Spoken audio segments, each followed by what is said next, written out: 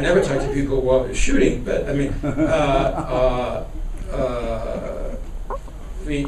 you know, and the most you might shoot in the course of a day, say I was at the gym for 10 hours a day, the most you might shoot in a day is 3 hours. And the rest of the time you're observing, you're talking to people, because a lot of the ideas of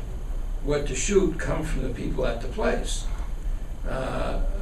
Less so in boxing gym because the area was so small, but in most of the other films, I'm very dependent on informants in the best sense of the word, not necessarily the FBI sense of the word. For example, in high school, the first high school movie, the first day I was at Northeast High, a short man with what used to be called a whiffle came up to me in the corridor and said,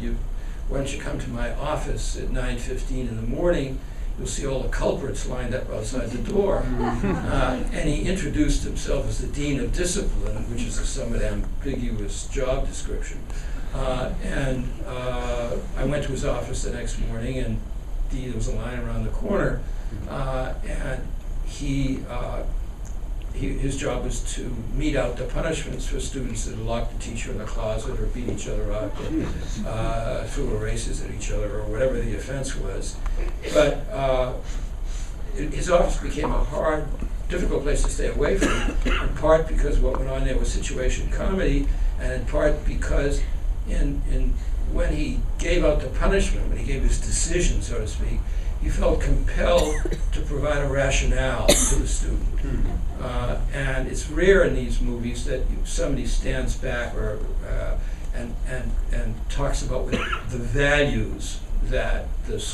he thinks, in this case, the school represented. So,